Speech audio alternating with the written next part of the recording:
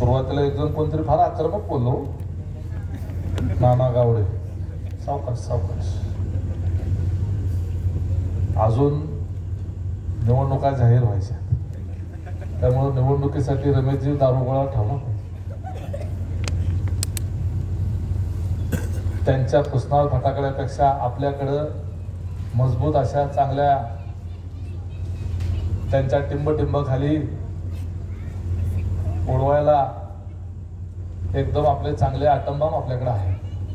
पण एकदम पुतळीतून दिवाळी आली म्हणून लगेच बाहेर काढू नका. दिवाळीचा उल्लेख झाला म्हणून मी आवर्जून आपल्याला सांगतो,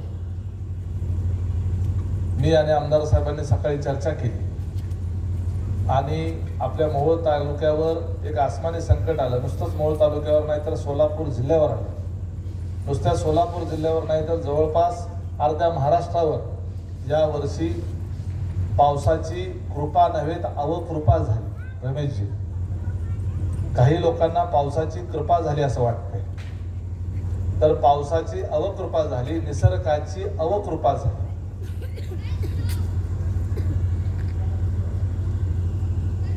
या मागच्या 2-3 पिढ्याला जोपर्यंत आठवत आहे, इथं आजी बसलेल्या आहेत, त्यांना माहित असेल मागच्या 100 वर्षामध्ये आपल्या तालुक्यात आपल्या जिल्ह्यात एवढा पाऊस एवढा एकाच वेळेला कधीच पडला. काय काय गावामध्ये अख्ख्या पावसाळ्यात जेवढा पाऊस पडतो तेवढा पाऊस एकाच दिवसात पडला. सिना नदीला, भोगावती नदीला, भीमा नदीला महापूर आला. सिनेचं पात्र 10 पटीनं मोठं झालं. त्या लांबोटीच्या पुलावरनं बघितल्यानंतर त्या सुनील हॉटेलच्या मालकाचं घर, ज्यांनी तिथं बंगला बांधला, त्यांच्या 3 पिढ्यामध्ये त्या बंगल्याच्या पर्यंत कधी नदीला पाणी आलेलं नव्हतं. त्यांचा बंगला अर्ध्यापेक्षा जास्त पाण्याखाली बुडाला. त्यांच्या 25 म्हशी वाहून गेल्या.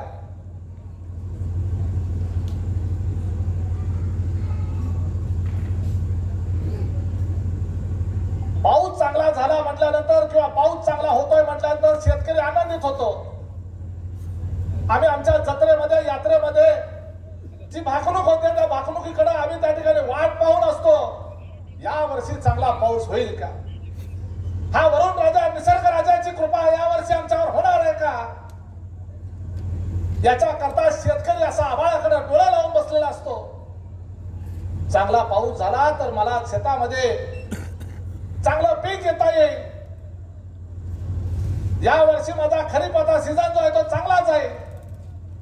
चांगलं उत्पन्न आलं तर मागच्या वेळीचा रोखा मला व्यवस्थित फेडता येईल, बँकेचं कर्ज फेडता येईल, पोरीचं लग्न करता येईल, मुलाला शाळेला घालता येईल, कॉलेजची फी भरता येईल.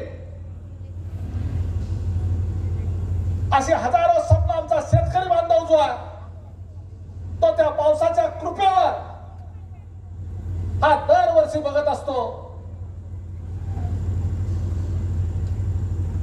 परंतु यावर्षी पाऊस झाला तो एवढा पाऊस झाला, एवढा धडाधडा कोसळला की आमच्या शेतकऱ्याची स्वप्न सगळी त्या महापुरामध्ये त्याच्या डोळ्यात देखत वाहून गेली. दुष्काळामध्ये त्या शेतकऱ्याचं कुटुंब ज्या गाई म्हशीच्या माध्यमातून मिळणाऱ्या दुधाच्या धंद्यावर ज्याचं कुटुंब चालतं, ज्याचा प्रपंच चालतो, अशी दुधाची जनावरं त्याच्या वासरा सकट त्याच्या डोळ्यात देखत पाण्यामध्ये वाहून गेली. काही शेतकऱ्यांनी आपली जनावरं सोडायची राहिली वस्तीवर.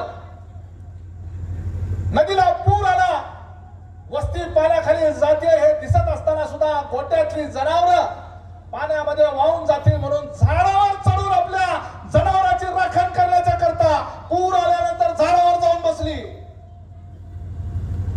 एनडीआरएफच्या बोटी पाठवून आपल्या आमदार साहेबांनी पंढरपूरवरनं बोटीची व्यवस्था केली. या बोटी पाठवून राम नेहगणे असेल, आमचं घाटणे असेल, मलिकपेठ असेल, नरखेड असेल, या भागामध्ये बोटी पाठवून त्या ठिकाणी त्या शेतकऱ्यांना झाडावरनं जाऊन एनडीआरएफच्या जवानांनी आणलं.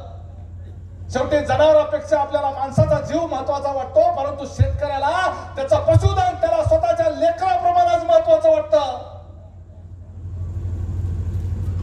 जनावर अनेक जणांचे शेतकरी ढसाढसा रडताना तुम्ही बघितलं असेल फेसबुकवर, माझ्या अकाउंटवर आमदारांच्या आणि माझ्या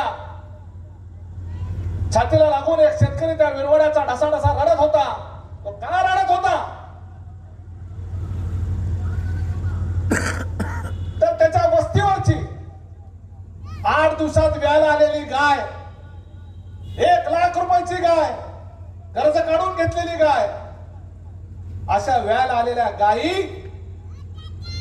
8-10 दिवसावर 15 दिवसावर व्यायला आलेल्या दळ हाताच्या फोडाप्रमाणे स्वतःच्या पशुधनाला जर सांभाळलं, त्या गायीच्या पोटातल्या वासराला सुद्धा ज्यांनी जपलं, ती गायी डोळ्या देखत त्या पाकणीच्या बंधाऱ्यामध्ये पाण्यामध्ये वाहून गेली. स्वतःचं जर लेकरू अशा पद्धतीने नदीमध्ये वाहून गेलं, त्या आईचा जो टाव आहे की आपल्या डोळ्या देखत जर आपलं लेकरू नदीच्या पुरात वाहून गेल्यानंतर जेवढं दुःख होतं, तेवढाच एखादी गाय आपली जी सांभाळलेली आहे, आपलं वासरू ज्या वेळेला नदीमध्ये वाहून जातं, तेवढं दुःख त्या शेतकऱ्याला होतं. त्या शेतकऱ्याचा दुःखाचा आक्रोश जो आहे, त्या मोहोळ तालुक्यामधल्या 36 गावामध्ये शेतकरी ढसाढसा रडत होता. त्या पाण्याकडे बघून, आपलं जनावर वाहून गेलेली बघून आक्रोश करत होता. उभं पीक पाण्याखाली त्या ठिकाणी गेल्यानंतर पाण्यात बुडून गेलं, ऊस बुडून गेला, बाग बुडून गेली, केळी बुडून गेल्या. एवढं प्रचंड नुकसान आपल्या डोळ्यात देखत लाखो रुपये खर्च करून उभा केलेली पिकं आणि बागा पाण्यामध्ये बुडत असताना आमच्या तालुक्यातल्या युवा नेत्याला मात्र यावर्षी झालेल्या पावसामुळं या तालुक्यामध्ये ऊसाचं उत्पन्न प्रचंड वाढेल म्हणून त्यांनी एक वाक्य वापरला, त्याचा उल्लेख आमच्या रमेश बारसकरांनी केला. या वर्षी आपल्या तालुक्यावर पावसाची कृपा झाली. अरे लाज वाटली माझ्या या लोकांना. मळ्यावरचं लोणी खाण्याची जी प्रवृत्ती आहे, हा नीचपणा आहे, हा हलकापणा आहे, हा निष्ठुरपणा आहे. शेतकऱ्याच्या औलाद म्हणता स्वतःला, त्या शेतकऱ्यांनी पिकवलेल्या ऊसाच्या जीवावर तुमचे कारखाने चालतात. त्या शेतकऱ्यांनी पिकवलेल्या ऊसाच्या जीवावर तुम्ही 50-50 कोटीचा चेअरमन हाऊस बांधता. ही जी आईशारामची चाललेली हजारो कोटी रुपयाची प्रॉपर्टी, हजारो कोटी रुपयाची जी मालमत्ता तुम्ही उभा केलेली आहे, या तालुक्यावर अनेक वर्ष जे राज्य केलेलं आहे, त्या शेतकऱ्यांनी कष्टाने आणि घामाने पिकवलेल्या ऊसाच्या जीवावर तुम्ही केलेला आहे. आणि आज मोहोळ तालुक्यातला शेतकरी देशोधडीला लागलेला असताना, अनेकांचे संसार उघड्यावर पडलेले असताना, डोळ्या देखत घरदार वाहून गेलेले असताना, जनावर वाहून गेलेले असताना, त्यांच्या दुःखामध्ये त्यांचं सांत्वन करण्याच्या ऐवजी, त्या शेतकऱ्याला मदत करण्याच्या ऐवजी, त्याच्या दुःखावर मीठ चोळण्याकरता पावसाची कृपा झाली असं वक्तव्य करतात.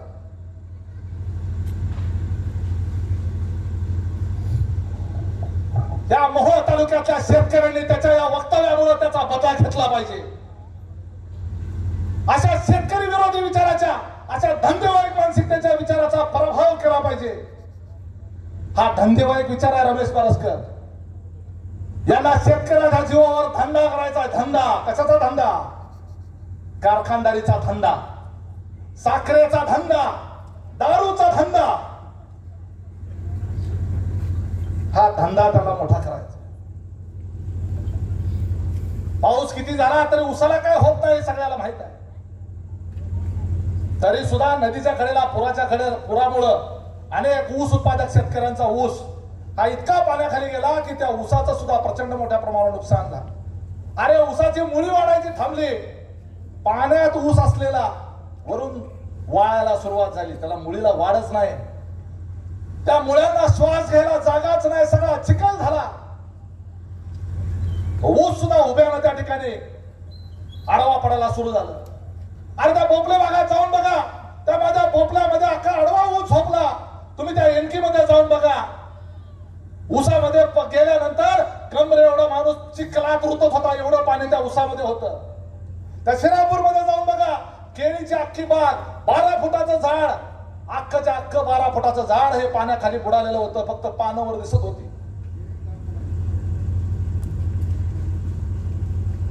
अशी ही भयानक परिस्थिती या तालुक्यामध्ये असताना त्यांना जास्त पाऊस झाल्याचा आनंद मिळतोय. हा राक्षसी आनंद आहे, राक्षसी. हा राक्षसी मनोवृत्तीचा आनंद आहे. कारण ज्या पावसाळ्यात ऊसाचं उत्पादन चांगलं झालं तर आपल्या कारखान्याला मोठ्या प्रमाणावर गाळपाला ऊस मिळेल. जास्त गाळप झालं तर जास्त साखर तयार होईल. जास्त गाळप झालं तर जास्त दारू तयार होईल. जास्त गाळप झालं तर जास्त लाईट बी तयार होईल. जेवढं जास्त होईल तेवढं जास्त इकायला घावल. जास्त इकायला घावलं तर जास्त पैसे मिळतील. शेतकऱ्याला नाही, कारखान्याच्या मालकाला. तो मुद्दा तर वेगळाच आहे. माझा तर तालुक्यातल्या लोकांना आणि शेतकऱ्यांना आव्हान आहे, जोपर्यंत लोक नेते कारखाना 35 रुपयाचा भाव जाहीर करत नाही तोपर्यंत त्याला ऊसाची कांडी सुद्धा घालू नका.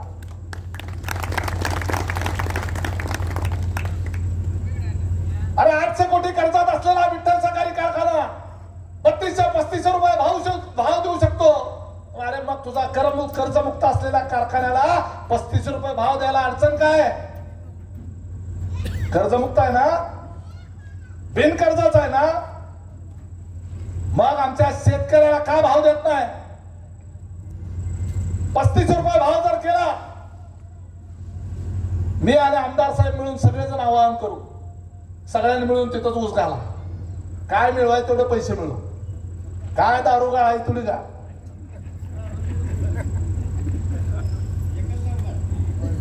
बरोबर आहे. आम्ही लोकांना जाऊन सांगू, लोकनेत्याला ऊस घाला. आणि हिंमत असेल, ज्याचा ऊस पाण्याखाली बुडलेला आहे, हंगाम सुरू झालेला पहिल्यांदा पाण्यात बुडालेला ऊस घेऊन जा.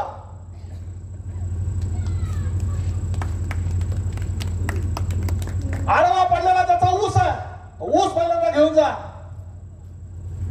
शेतकऱ्यासाठी कारखाना काढला का स्वतःचा प्रपंच चालवण्यासाठी कारखाना काढला हे कळेल लोकांना.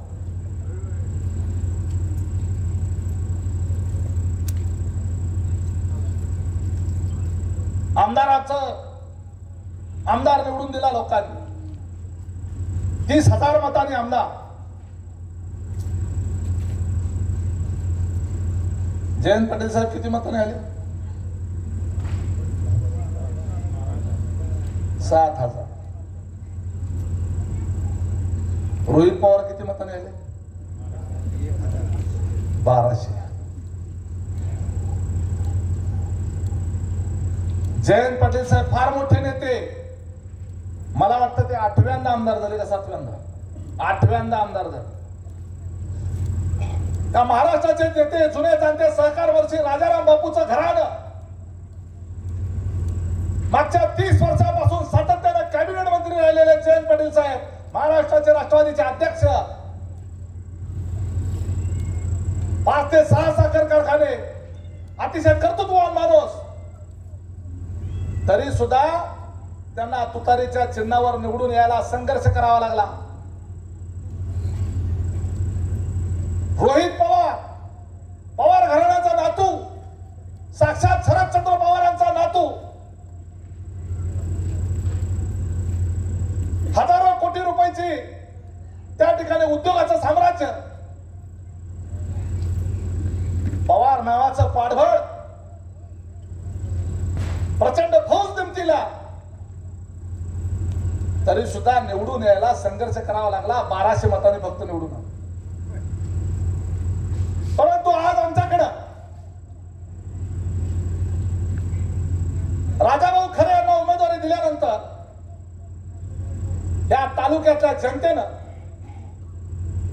तुम्ही त्यांच्याबरोबर तुलना करा, फक्त एवढ्या मोठ्या नेत्यांना निवडून यायला संघर्ष करावा लागला.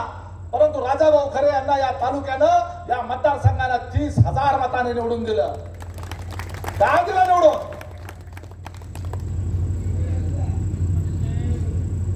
आमच्याकडे साखर कारखाना नाही, आमच्याकडे बँक नाही, आमच्याकडे पतसंस्था नाही, आमच्याकडे शाळा नाही. अरे अरे तुम्ही म्हणता तसं आमच्याकडे पिठाची गिरणी सुद्धा नाही, तरी सुद्धा या तालुक्यानं परिवर्तन घडवलं. तुमची माज आणि मस्ती जिरवण्याच्या करता ह्या तालुक्यानं परिवर्तन घडवलं. जर उद्या जिल्हा परिषदेच्या निवडणुकीमध्ये जरा जरी यांना सांड दिली, एक जरी एखादी जागा निवडून आली तर पुन्हा हे माज करायला सुरू करतील, लक्षात ठेवा.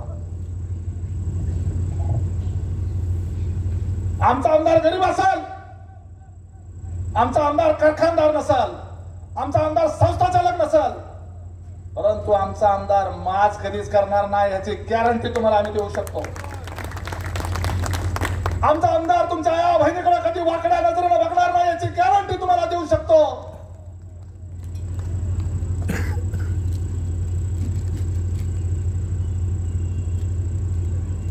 आमचा आमदार हा गरीब घरातला आहे.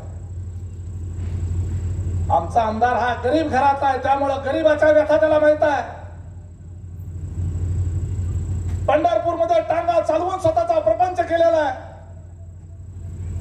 स्वतःच्या कुटुंबाचा गरज भागवण्याकरता जगायला जाण्याला जशीच आम्ही जातो, आम्ही पुण्याला गेलो तसं आमदार साहेबाला मुंबईला जावं लागलं. अशा गरिबीचे चटके सोसलेला आमदार हा मोहोळ तालुक्याचं आणि आपल्या भागाचं नेतृत्व करतो. समोरच्या लोकांकडे शेतकऱ्याला लुबाडून त्याच्या पैशाच्या जीवावर प्रचंड माज आणि मस्ती आलेली आहे. आणि याच्या करता तुमच्या गावकीचे भावकीचे वाद विचार बाजूला सोडून द्या. प्रत्येक गावामध्ये गावकी भावकी असते, प्रत्येक गावात असते, याही गावात आहे. परंतु ते वाद जे आहे मतदारांनी ते पुढाऱ्यांमध्ये राहू द्या. सगळे असतात, माझ्या गावात सुद्धा चालू असतंय. परंतु उद्याच्या जिल्हा परिषदेला आणि पंचायत समितीला जेवढं शिपूट राहिलेलं आहे वळवळ करायला, ते सुद्धा आपल्याला ठेचून काढायचं, एवढं लक्षात ठेवा. एकदा तर या तालुक्यातून पूर्णपणे याला हद्दपार केल्याशिवाय हा तालुका दहशतमुक्त होणार नाही, एवढं लक्षात ठेवा. यांनी पोचलेले बगल बच्चे त्यांचा कार्यक्रम काय आहे? मग तुमच्या गावातल्या असू द्या, नाही शेजारच्या अर्जुन सोन गावातल्या असू द्या, त्यांचा कार्यक्रम काय? गोरगरिबांना त्रास देणं, दहशत करणं. सोलापूरहून माणसं आणून तुम्ही या ठिकाणी दहशत करता, तलवारी काट्या घेऊन इथं माणसं फिरवता. ही कुठली पद्धत आली? लढाई असते लोकशाही मार्गाने लढा.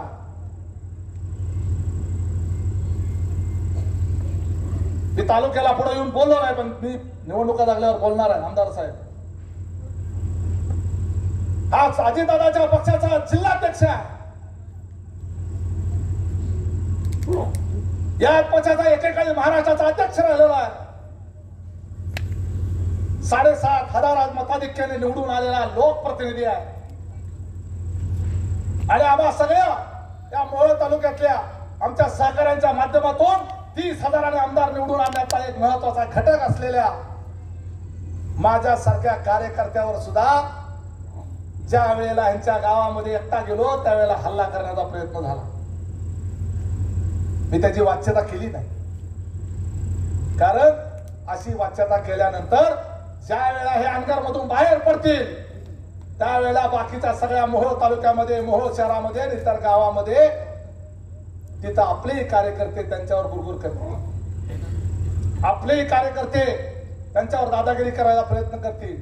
आपल्याला ठोकशाहीच्या मार्गाने जायचं नाही, आपल्याला लोकशाहीच्या मार्गाने या लोकशाहीमध्ये पराभव करायचा, एवढं लक्षात ठेवा. लोकशाही तुमच्यापाशी, आम्ही लोकशाहीच्या मार्गाने जाणारी माणसं आहे. अरे स्वतःच्या गावात आल्यानंतर म्हणतात ना, मन आहे क्या बात है लड्डू. अपने गली में कुत्ता भी शेर हो जाता. एखाद्या गावात गाडीवर जाताना बघा, कुत्र मागं फास्ट पळत येते गाडीच्या मागं बुकत बुकत. आणि कुठनं मागायला जाते? गावची हद्द आली की मागायला जाते. तशी गाडीचा पाठला केला आणि कारखान्याच्या जवळ आली, गेली मागायला. अरे काय धंदे. अरे तुम्हाला पण नरखेडमध्ये यायचं आहे, तुम्हाला मोहोळमध्ये यायचं आहे, तुम्हाला सावळेश्वर मध्ये यायचं आहे, तुम्हाला नांदगाव मध्ये यायचं आहे, तुम्हाला कुरुल मध्ये यायचं आहे, तुम्हाला बेगमपुरात यायचं आहे, तुम्हाला टाकळीत यायचं आहे. तिथं काय आहे तुमचा घंटा? कोण कुणाला कमी नसतं. तुम्ही फक्त 12 वाड्याचं पाणी पिलाय. उमेश पाटील हा 1200 गावाचं पाणी पिऊन आलेला, एवढं लक्षात ठेवा. म्हणून 4 वर्षाच्या कालावधीमध्ये तुमचं 50 वर्षाचं साम्राज्य उद्ध्वस्त करण्याची हिंमत दाखवू शकला, एवढं लक्षात ठेवा. अजून तर लय काळ जायचं आहे. त्यामुळं असल्या भंगारनादाला लागू नका. जास्त बोलणार नाही. पुण्यात, मुंबईत आपल्याला सगळीकडे महाराष्ट्रात फिरावं लागतं. त्यामुळं कुणी कवच कुंडल घेऊन जन्माला आलेलं नाही. मी बी नाही, तुम्ही बी नाही. त्यामुळं लोकशाहीच्या मार्गानं, लोकशाही पद्धतीनं लढाई करा. हिंमत असेल तर. त्याला पळपुटेपणा म्हणतात. एकटा माणूस बघून त्याच्यावर दगड मारणं, त्याला पळपुटेपणा म्हणतात. अरे हिंमत असेल तर स्वतः या पुढं.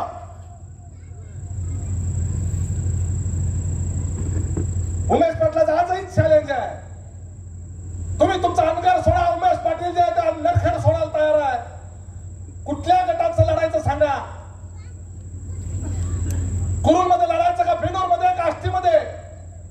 3 गट ओपन आहेत. कुठल्या गटात लढायचं सांगा. उमेश पाटील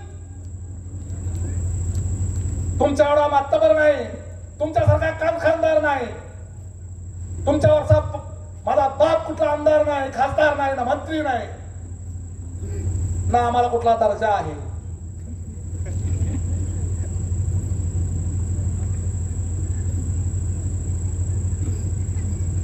तरी सुद्धा आमच्यामध्ये हिंमत आहे. तुमच्यात जर हिंमत असेल, एवढा प्रचंड हजारो कोटी रुपयाचा पैसा, एवढा मोठा कारखाना, एवढा मोठा बंगला, एवढा लोकनेत्याचं मोठं नाव, गावाचं सगळं हक्क, तुम्ही परमनंट आमदार, तर हिंमत असेल माझ्या विरोधामध्ये लढून दाखवा. मी कुरुल मध्ये लढायला तयार आहे. बिनूर मध्ये आमचा चरण लढणार आहे. आष्टीमध्ये आमचे विजयराज दादा लढतील. बरोबर आहे. नरखेड मध्ये मी करायचं ती करा, कोणाला उभा करायचं ती करेल. मी म्हणला होता नरखेड मध्ये एखाद्या खुरपायला जाणाऱ्या बाईकडून ह्याचा पाडतो का नाही बघ म्हणला होता.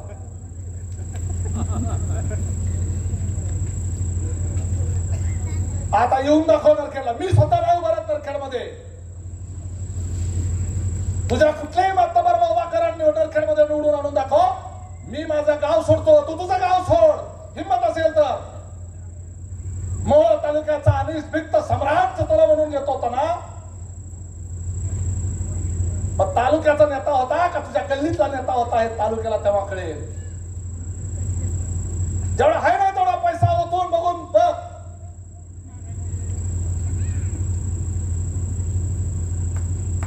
जर माझा पराभव झाला तर या मोहोळ तालुक्याचं राजकारण सोडून दे, जिल्ह्याचं राजकारण सोडून दे. हिंमत असेल तर लढायची हिंमत दाखव. बघूया हिंमत आहे. आम्हाला पराभवाची भीती नाही. आम्ही या मोहोळ तालुक्याला दहशतीतून मुक्त करण्याच्या करता, या तालुक्याला स्वातंत्र्य देण्याच्या करता ही लढाई आम्ही लढत होतो. त्यामुळे या लढाईमध्ये आम्ही शहीद होण्याची सुद्धा तयारी दाखवलेली होती. विजयराज डोंगरे असतील, रमेश बारसकर असतील, आमचा सचिन जाधव असतील,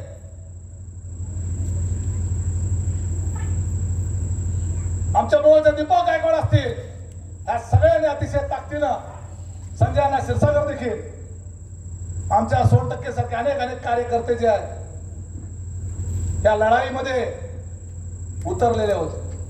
आता सारखी चर्चा चालू आहे आमदार साहेब. चर्चा अशी चालू आहे की बचाव संघर्ष समितीमध्ये फूट पडली आणि त्याच्यामुळं काही जणांना उकळ्या फुटायला. अरे बचाव संघर्ष समिती म्हणजे कोण आहे?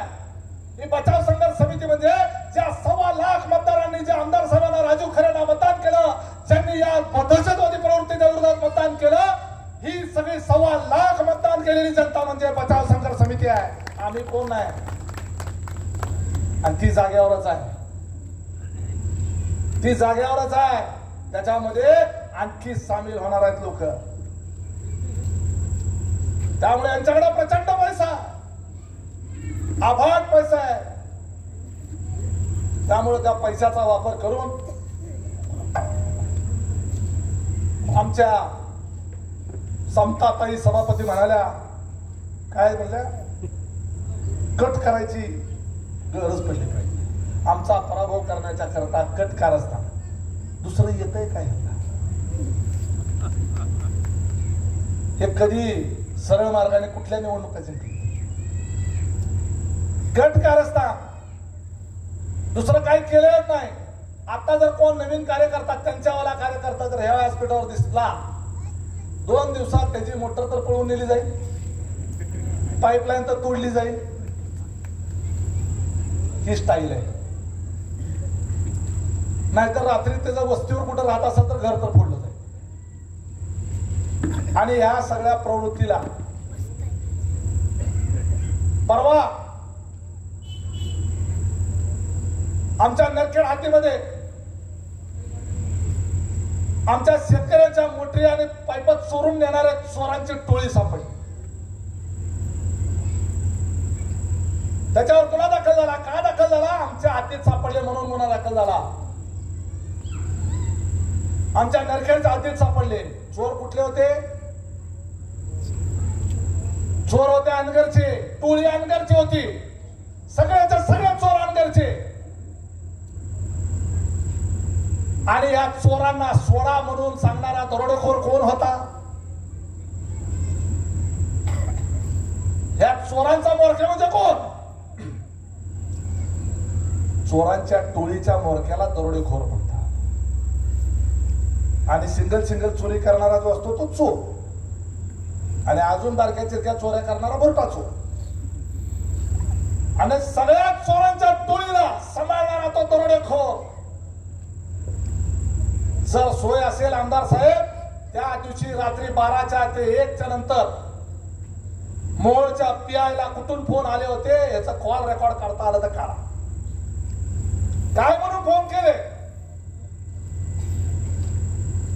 अरे पुरामध्ये ज्यांची शेती वाहून गेली, ज्यांचं शेत आणि पीक वाहून गेलं,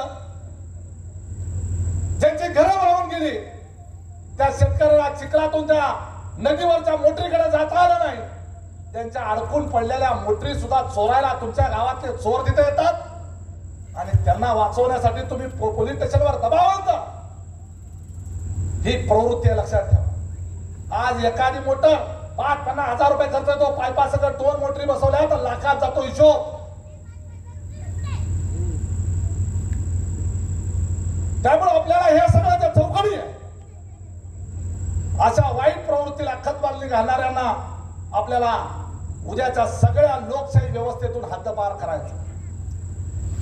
मोहोळची नगरपालिका रमेश बारसकरांच्या नेतृत्वामध्ये आम्ही सगळेजण आमदारांसकट आम्ही त्यांच्या सोबत आहोत. त्या ठिकाणी देखील वीज झिरो करायचं. आपल्या सगळे पाहुणे रावळे जे कोणी मोहोळ शहरात राहत असतील त्यांना सांगायचं, जिथं राजू खरे, उमेश पाटील, रमेश बारसकर ज्या बाजूला आहेत तिकडे डोळे झाकून मतदान करायचं. कारण ह्या नालायकांना मोहोळमध्ये एंट्री करू द्यायची नाही. त्यांच्यासाठी बळजबरीनं केलेली नगरपालिका आहे ती तुमच्या तुम्हाला लकला बळजबरीनंच केली.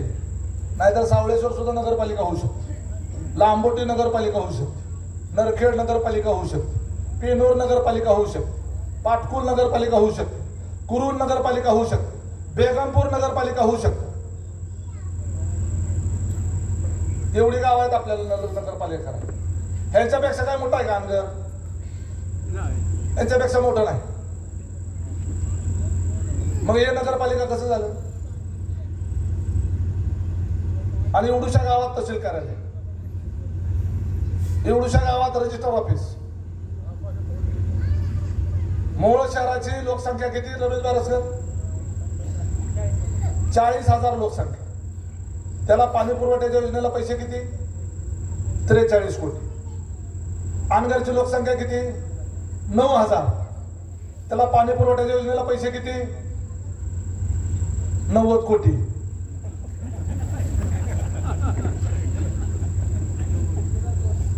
आणि ठेकेदार कोण? माझे आमदार. काय का ना मिळेल सांगा. मग ह्यांना मतं टाकतो मग मूर्ख कोण? ती का आपण? म्हणजे हा जो आहे तुमचा आमचा गावाचा कष्टाचा सरकारचा म्हणजे तुमचा आमचा पैसा जो आहे हा लुटण्याच्या करता ठेकेदार कंत्राटदार आमदार किती कोटीची कामं झाली? 2000 कोटीची कामं माझी आमदाराची आपल्या तालुक्यात चालू. का तुझ्या इंदापूरमध्ये कामं नव्हती? अरे इंदापूरमध्ये कामं नव्हती का? 2000 कोटी रुपयाची कामं, कमीत कमी 200 कोटी रुपये तू आता या मागच्या 2 वर्षामध्ये आमच्या या मोहोळ तालुक्याच्या जीवावर कमवायला तुला आमदार केला होता का? त्यामुळे आम्ही जनतेप्रती बांधील आहोत एवढं लक्षात ठेव. दाखवून दे उमेश पाटलाचा कुठं ठेका चालू आहे का? दाखवून दे राजू खरेचा कुठला इथं ठेका चालू आहे का? दाखवून दे इथं रमेश बारसकरचा कुठं ठेका चालू आहे का? आम्ही लोकांची सेवा करायला, लोकांची कामं करायला आम्हाला इथं नेमलं का? लोकांच्या जीवावर स्वतःचा धंदा उभा करायला तुम्ही आम्हाला नेमलं. कशासाठी निवडून दिलं लोकांनी? त्यामुळे अशा पद्धतीच्या नालायक लोकांना उद्याच्या जिल्हा परिषद पंचायत समिती नव्हे ग्रामपंचायतीमधून सुद्धा आपल्याला हद्दपार करायचं एवढं लक्षात ठेवा. या ग्रामपंचायतीमध्ये सुद्धा खरी लोकशाही आली पाहिजे. या सावळेश्वर ग्रामपंचायतीमध्ये सुद्धा सर्वसामान्य गोर गरीब लोकांचं राज्य आलं पाहिजे. इथली दहशत देखील संपली पाहिजे. दहशत मुक्त मोहोळ तालुका करायचा असेल तर राजू खरे यांच्या नेतृत्वामध्ये या मोहोळ तालुक्यातली प्रत्येक निवडणूक ही आपल्याला त्या ठिकाणी लोकशाहीच्या दिशेने जाणाऱ्या लोकांच्या मागे आपली ताकद उभी केली पाहिजे. त्यामुळे गावामध्ये माझं याच्याबरोबर जमत नाही म्हणून त्या पार्टीला मी मतदान करणार असला धंदा करू नका. दिल्ली मधला हा पुढारी हा या नेत्याच्या मागे फिरतो म्हणून मी त्या नेत्याला मतदान करणार असला धंदा करून या तालुक्यातल्या पुढच्या पिढीचं नुकसान करू नका. हे तालुक्याचं परिवर्तन होणार आहे एवढं लक्षात ठेवा. पुढच्या वेळेला मतदारसंघ खुला होणार आहे, ओपन होणार आहे आणि लढाई त्याच्यातून आमच्यातच होणार आहे. त्यामुळं आतापासून आपल्याला आपण आज देत असलेलं मत, आज आपण देत असलेलं मत जे आहे ते उमेश पाटलाच्या पाठीशी उभा करतोय, राजू खरेच्या पाठीशी उभा करतोय, त्या ठिकाणी रमेश बारसकरच्या पाठीशी उभा करतोय. या भावनेतून ताकद असलेलं मत. कोण उमेदवार आहे काही बघू नका. ज्या व्यासपीठावर उमेश पाटील उभा आहे, ज्या व्यासपीठावर राजू खरे उभे आहेत ते व्यासपीठ जे आहे ते लोकशाहीचं मंदिर आहे. ते व्यासपीठ म्हणजे लोकशाहीची त्या ठिकाणी स्थान आहे आणि त्याच ठिकाणी आपल्याला सन्मान आहे असा विचार करून त्यांच्या पाठीशी आपण त्या ठिकाणी आपली मताची शक्ती उभी केली पाहिजे. 80 लाख रुपयाची कामं, 80 किती लाख रुपयाची झाली? 78 लाख रुपयाची कामं आमदार निधीतून या ठिकाणी सावळेश्वर गावामध्ये आज दिली. थोडे दिवस थांबा. हे 78 लाख म्हणजे मला काय फार मोठी रक्कम वाटत नाही. किरकोळ आहे, अतिशय किरकोळ आहे. थोड्या दिवसामध्ये आपले आमदार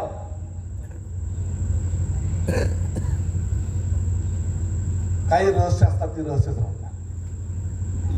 आपण आमदार तांत्रिक दृष्ट्या विरोधी पक्षाचे आमदार, मी सत्ताधारी पक्षाचा जिल्हाध्यक्ष आहे, तरी आम्ही एकत्र आहोत.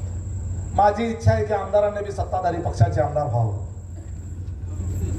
जर त्यांनी माझी इच्छा पूर्ण केली तर हा 80 लाखाचा निधी हा 8 कोटीचा सुद्धा फक्त सावळेश्वर साठी होऊ शकतो. ते लवकर घडावं असं ब्रह्मनाथाच्या चरणी प्रार्थना करतो. तो दिवस लांब नाही आणि भविष्यकाळ आपला लक्षात ठेवा. रमेश बारसकर मागाशी म्हणाले अरे 50 वर्ष तुमच्या हातामध्ये अख्खा तालुका दिलेला होता. अजूनही 50 वर्ष स्वतंत्र झाल्यापासून आज आमच्या शेतकऱ्यांच्या करता रस्ता नाही आहे. राजू खरेंना आमदार व्हावं लागलं तेव्हा आज आमच्या या गरीब शेतकऱ्यांच्या शेतामध्ये जाणारा रस्ता तयार होऊ शकला. काय करत होते तुमच्या गावातले पुढारी? काय करत होते तुमचे लोकनेते? काय करत होते तुमचे मालक? काय करत होता तुमचा काळराजे? का नाही वाटलं की या सावळेश्वर मधल्या लोकांच्या करता हा रस्ता केला पाहिजे, ही विकास कामं केली पाहिजे? 50 वर्षाचा थकलेला हिशोब तुम्ही आम्हाला आज मागता? 8 महिन्यात तुम्ही अपेक्षा ठेवता. 8 महिने ते 1 वर्ष झालं. 1 वर्ष आता होत आलं आपल्याला. आम्ही आज आमदार विरोधी पक्षात नेमकं योगायोगानं त्या ठिकाणी वर महायुतीचं सरकार आलं आणि आमदार नेमके टेक्निकली तांत्रिक दृष्ट्या विरोधी पक्षात बसले. त्यामुळे काही अडचणी निर्माण जरूर झालेल्या आहेत. तरी सुद्धा आमचा प्रयत्न चाललेला आहे. अरे पण तुमच्या हातात तर पूर्ण सत्ता होती. मग आता तुमच्याकडं राज्यमंत्रीपद आहे. आमदारापेक्षा तर मंत्री मोठा का नाही? आमदारापेक्षा तर मंत्री मोठा आहे का नाही? अरे मग बदा पैसे टाका ना प्रत्येक गावात. विकास निधी टाका प्रत्येक गावात. योजना आणा मोठ्या मोठ्या. तुम्ही कामं कुठली आणली? ज्या कामांची तुम्हाला ठेकेदारी करायची होती ती कामं तुम्ही आणली. 400 कोटीचं काम, 300 कोटीचं काम, 100 कोटीचं काम, मोहोळ तालुक्या मोहोळ शहराचं ड्रेनेजचं 125 कोटीचं काम, सगळी कामं स्वतः माझ्या आमदाराच्या नावावर आहे. अरे 5-5 लाख रुपये टाकले असते तर अख्ख्या मोहोळ तालुक्यातले सगळे पानंद रस्ते, सगळे मुरमीकरण खडीकरण होऊन आमच्या शेतकऱ्याला शेतात जाणारे रस्ते तयार झाले असते. 100 कोटीमध्ये अख्ख्या तालुक्याचा शेतातल्या रस्त्याचा प्रश्न मार्गी लागला असता. एवढे 4-4 हजार कोटी रुपये आणले म्हणता. मग सगळीकडे बघल तिकडे सगळे खड्डेच खड्डे कसे काय दिसतात. अरे आम्ही तुम्हाला हिशोब मागितला पाहिजे 4,000 कोटीचा. तुम्ही आम्हाला विचारता 1 वर्षात काय केलं म्हणून. त्यामुळे तुम्हाला तो नैतिक अधिकार नाही. थोडे दिवस थांबा. मी जसं मगाशी म्हटलं, जर तसं घडलं तर या तालुक्याचा काय अपालट केल्याशिवाय राहणार नाही, एवढं लक्षात ठेवा. त्या पूर्ण तालुक्याचा तुमच्या गावात तर होऊन जाईल हायवेच्या कडेचं गाव. सगळ्यात महत्वाचं काय तर तुमच्या गावातली दहशत संपली पाहिजे आणि सर्वसामान्य माणसांचं राज्य गावावर असलं पाहिजे. खरी लोकशाही आली पाहिजे. आणि याच्या करता म्हणून आपण सोनटक्के सर असतील, आमच्या समताताई असतील, त्या सर्वांच्या विचाराने, त्यांच्या सहकार्यांच्या विचाराच्या पाठीमाग आपण सगळेजण त्या ठिकाणी राहाल. आम्ही त्यांच्या पाठीशी आहोत. आमदार साहेब त्यांच्या पाठीशी, तुम्ही त्यांच्या पाठीशी राहिलात. आपणच आपल्या गावाच्या प्रमुखांच्या पाठीशी ताकदीनं जर उभं राहिलो तर निश्चितपणे त्यांचं वजन वाढणार आहे. ग्रामपंचायत त्यांच्या ताब्यात दिली, त्यांची प्रतिष्ठा वाढणार आहे. त्यांची प्रतिष्ठा वाढली, आम्ही त्यांच्या पाठीशी जास्त ताकदीनं उभारणार आहे. तालुक्याची नजर जी आहे त्यांच्याबद्दल उंचावणार आहे. 5 वर्ष तर आमदार राजाभाऊ खरेच आहे. तालुक्याचं सगळं नियंत्रण, प्रशासन, सगळी यंत्रणा आमदार साहेबांच्या कंट्रोलमध्ये असणार आहे. त्यामुळे चुकीच्या ठिकाणी मतं देऊन आपलं मत वाया घालवू नका, अशा पद्धतीचं आवाहन करतो. आणि ही जे उद्घाटन झालेली काम आहेत याच्यानंतर याच्यापेक्षा 100 पट जास्त कामं उद्घाटन करण्याची संधी जिल्हा परिषद आणि पंचायत समितीच्या निवडणुकीनंतर तुम्ही आम्हाला द्याल अशी अपेक्षा व्यक्त करतो आणि थांबतो. जय हिंद, जय महाराष्ट्र.